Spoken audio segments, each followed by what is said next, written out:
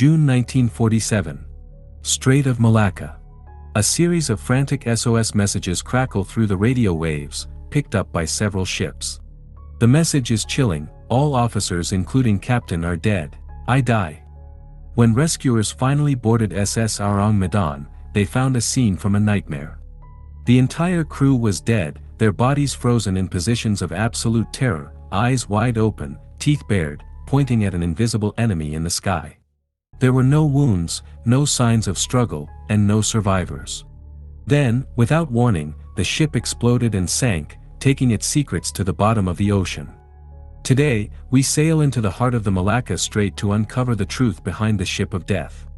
Welcome to Well of Monsters.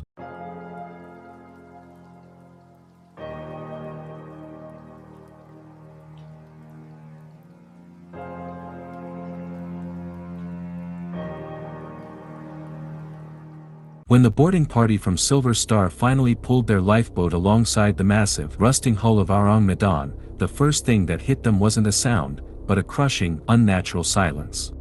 There was no creaking of wood, no humming of engines, not even the flapping of a sail. It was as if the ship had been swallowed by a different dimension. As the men climbed the rope ladder and vaulted over the railing, they stepped into a scene that felt like a wax museum of horrors. The deck was literally littered with the bodies of the crew, scattered like fallen leaves after a storm. But these weren't normal deaths. There were no wounds, no signs of a struggle, and not a single drop of blood anywhere. Every man was lying on his back, their faces twisted into masks of absolute, agonizing terror. Their eyes were wide open, bulging out of their sockets, staring fixedly at the scorching tropical sun as if they had seen something in the sky that the human mind simply couldn't comprehend. Their mouths were agape, frozen in silent screams, and their teeth were bared. Perhaps the most chilling detail was their arms. They were outstretched, fingers stiff and claw-like, pointing toward an invisible enemy or trying to shield their faces from an unseen blow. The rescuers moved through the graveyard of flesh, their boots clicking loudly on the metal deck. They found the ship's dog, a small terrier, near the main mast. Even the animal hadn't been spared. It was lying on its side, legs stiff as stone, its snout pulled back in a permanent, silent snarl directed at the empty air. And then, there was the temperature. Outside, the Malayan sun was beating down with a brutal, humid heat, but as the men moved toward the center of the deck, they felt a sudden, bone-chilling draft. It was a deep, artificial cold that seemed to radiate from the very steel of the ship, like stepping into a walk-in freezer in the middle of the ocean. There was no logical explanation. No bullet holes, no gashes, no signs of a mutiny or a pirate raid. Everything was in its place, yet everyone was gone. It was as if a wave of pure, concentrated fear had swept through the corridors and across the deck, stopping every heart at the exact same microsecond. The men of Silver Star, seasoned sailors who had seen the worst of the sea, found themselves shivering, not just from the cold but from the realization that they were standing in a place where life had been deleted. The search party moved deeper into the bowels of the ship, leaving the sunlight of the deck for the suffocating darkness of the interior. In the wheelhouse, they found the captain's body slumped over the navigation table. His dead eyes were still fixed on the horizon, his hands frozen in a claw-like grip around the edge of the wood. There was no struggle here either, just that same expression of frozen, terminal shock. They moved to the radio room, where the air grew even heavier. The man who had sent that final, desperate SOS was still sitting at his station. His lifeless head was tilted back, and his cold, stiff fingers were still resting on the transmitting key, as if he were waiting for an answer that would never come. As the team descended toward the boiler room, the temperature didn't rise as it should have near the heart of a ship. Instead, it plummeted. The rescuers reported a sensation of stepping into a void where the air felt thin and tasted like copper. They expected to find a burst pipe, a cloud of toxic gas, or the charred remains of a fire, but the machinery was eerily intact. The boilers were cold, the gauges sat at zero, and the silence was so loud it made their ears ring.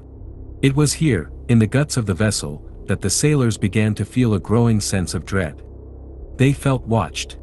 Shadows seemed to detach themselves from the bulkheads, and the flickering beams of their flashlights caught what looked like movement in the corners of their vision. The air became thick, making every breath a conscious effort. Just as they prepared to open the heavy steel doors to the cargo hold, a strange, wispy smoke began to curl up from the floorboards. It was a sweet, sickly odor that made their heads swim. The captain of Silver Star, sensing a trap set by death itself, realized they were in extreme danger. He ordered his men to abandon the ghost ship immediately, his voice echoing through the silent corridors like a gunshot. The retreat from Ourang Medan was a frantic scramble for survival. The boarding party practically threw themselves into their lifeboats, rowing with a desperate strength they didn't know they possessed. They kept looking back at the black hull of the freighter, half expecting a monstrous hand to reach out from the portholes. As they were hauled back onto the deck of Silver Star, the captain ordered his ship to put as much distance as possible between them and the drifting wreck. They watched through binoculars, the silence of the ocean broken only by the heavy breathing of the traumatized rescuers. Then, the ocean itself seemed to scream. A massive, deafening explosion ripped through the midsection of Ourang Medan. The force was so immense that the entire freighter was lifted out of the water, framed by a wall of orange fire and black smoke that blotted out the sun. Steel plates were twisted like paper, and the ship snapped in two with a sound like a giant bone breaking. In a matter of minutes, the ship of death tilted its bow toward the sky and slid beneath the waves. The Malacca Strait swallowed the bodies, the cargo, and every shred of evidence that could have explained the massacre. The sinking was the final, violent act in a mystery that refused to be solved. Without the ship to examine, there was no physical proof of what had happened. All the world had were the testimonies of the sailors from Silver Star, men who were now being questioned by their superiors and the press alike. Skeptics began to whisper that the story was too perfect, too horrific to be true. They pointed out that there were no official registration records for a ship named Ourang Medan in any major port. It was as if the vessel had emerged from a fog bank in another world, delivered its message of death, and then been erased from existence by a force that didn't want its secrets known. If we look for a rational explanation in the middle of this madness, we have to look at what was hidden in the belly of the ship. One of the most enduring theories is that Ourang Medan was a ghost of the war, a vessel smuggling highly dangerous chemicals left over from Japanese Unit 731 or secret Allied stockpiles. Some investigators believe the hold was packed with crates of potassium cyanide and unstable nitroglycerin. In the humid, salty air of the tropics, a single leak in the hull could have allowed seawater to react with the chemicals, creating a cloud of invisible, lethal gas that flooded the ship in seconds. This would explain the terrified expressions on the faces of the crew. They were looking at their own lungs failing, unable to breathe as the gas paralyzed their nervous systems. It would also explain why the dog died with a snarl. The animal's instincts would have picked up the chemical threat long before the humans realized the air had turned to poison. The gas would have acted like a silent executioner, leaving no marks and no survivors, just a deck full of men staring at the sky in their final moments of agony. This theory also provides a logical reason for the explosion. Nitroglycerin is notoriously temperamental. Even a slight shift in the ship's position or a small fire caused by the chemical reaction could have triggered the blast that sent the ship to the bottom. If the ship was part of a black market operation to move these illegal weapons, the governments involved would have had every reason to scrub the ship's name from every registry. The ghost ship wasn't a paranormal event, but a floating war crime that finally caught up with its creators. But if it was just a gas leak, we are still left with the mystery of that unnatural, freezing cold. If the answer isn't chemical, perhaps it's physical. Another scientific theory involves a rare and terrifying natural phenomenon known as infrasound. These are sound waves that vibrate at a frequency below the range of human hearing, typically below 20 Hz. While you can't hear infrasound, your body can certainly feel it. Intense infrasound has been documented to cause feelings of extreme dread, vivid hallucinations, and physical sickness. In high enough doses, these waves can cause the chest wall to vibrate so violently that it stops the human heart or causes internal organs to rupture. Researchers have suggested that a specific type of underwater volcanic activity or a shifting tectonic plate in the Strait of Malacca could have generated a massive burst of infrasound. This wave would have passed through the hull of Ourang Medan like a ghost, vibrating through the bones of every man on board. This would explain why the crew looked so terrified. They were literally feeling the frequency of death, a primal fear triggered by their own nervous systems. They weren't pointing at a monster in the sky, they were reacting to a sound that was tearing them apart from the inside out. It is a chilling thought, a sound you cannot hear, coming from the depths of the ocean that can kill you where you stand. The explosion could have been a separate event, perhaps caused by the same seismic shift that created the sound waves, or the ship could have drifted into a pocket of methane gas released from the seafloor. This theory bridges the gap between the scientific and the surreal. It paints a picture of a crew driven to the edge of madness by an invisible force, their hearts stopping in a synchronized rhythm of terror before the sea finally decided to bury them. The mystery deepens when we consider the story of the lone survivor. In the late 1940s, a strange pamphlet surfaced in Germany, written by a man who claimed to have a transcript of an interview with a sailor from Ourang Medan.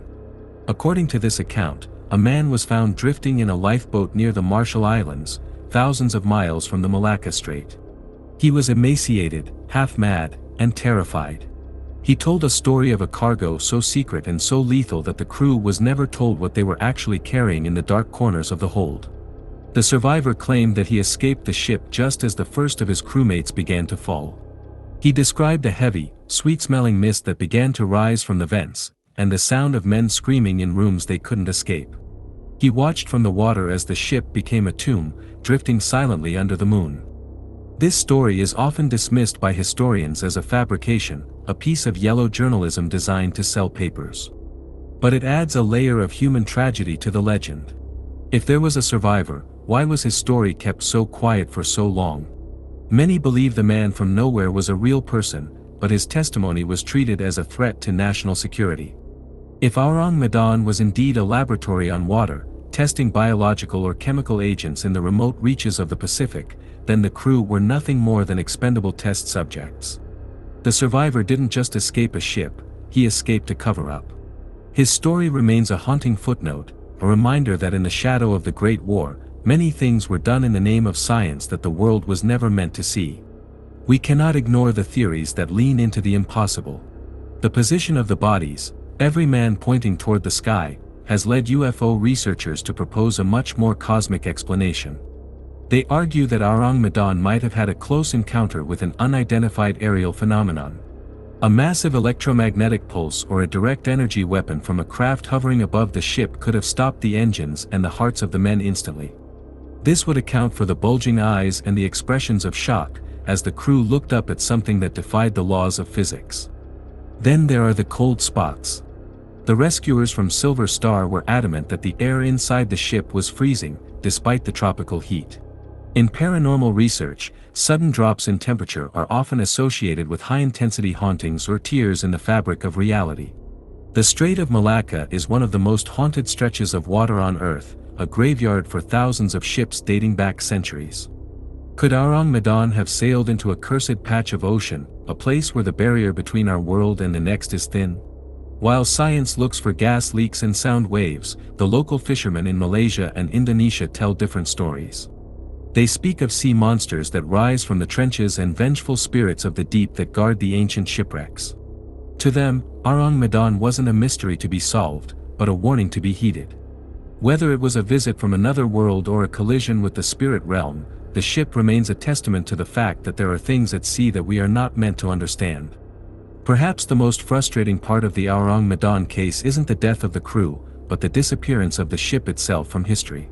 In the decades following the disaster, independent researchers contacted the Lloyd's Shipping Registry and maritime authorities in the Netherlands, Britain, and Malaysia. The answer was always the same: no ship by that name had ever been registered. No blueprints, no crew manifests, no insurance claims. To the official world, SS Ourang Medan never existed. This led many to believe the whole story was a maritime myth, a creepypasta of the 1940s that grew out of control. However, the plot thickened in 2013. A declassified CIA document was discovered, a letter written by an assistant to the director of the CIA, which mentioned the Ourang Medan incident by name. The letter suggested that the agency was taking the story very seriously, investigating the possibility that something had indeed happened in the strait. Why would the most powerful intelligence agency in the world be concerned about a mythical ship? This revelation breathed new life into the conspiracy theories. It suggested that the ship was real, but it was sailing under a false name, a black ship used for illegal transport. The records weren't missing, they were scrubbed. Every trace of the vessel was removed from the archives to hide a massive international scandal, possibly involving the transport of nerve agents or stolen gold. The ship didn't just sink, it was systematically erased from the memory of the world.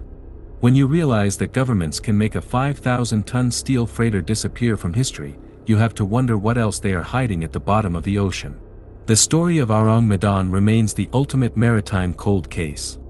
It is a tale that perfectly captures the intersection of post-war paranoia, scientific mystery, and primal horror.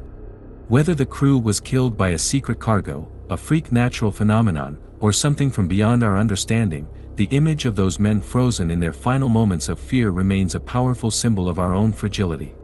We like to think that we have conquered the oceans with our steel ships and our radar, but Ourang Medan proves that we are still just guests on a very dangerous planet. As you look out over the Malacca Strait today, you see a sea of lights, thousands of container ships and tankers carrying the world's trade. It's hard to imagine that in these very waters, a ship could simply die and vanish, leaving nothing but a ghost story behind. But the sea is vast, and its depths are dark. Ourang Medan lies somewhere in the silt and the shadows, a graveyard of iron and bone, waiting for a piece of technology or a stroke of luck to reveal its final secret. Until that day, the message of the radio operator remains a haunting echo for anyone who ventures into the deep. Some distress calls aren't just a plea for help, they are a warning of what happens when we sail too close to the edge of the unknown. Was it a secret experiment, a natural disaster, or a visit from the void? The answer is down there, in the dark. Subscribe, ring the bell, and thanks for watching Well of Monsters. Don't forget. I'll see you at the bottom of the well.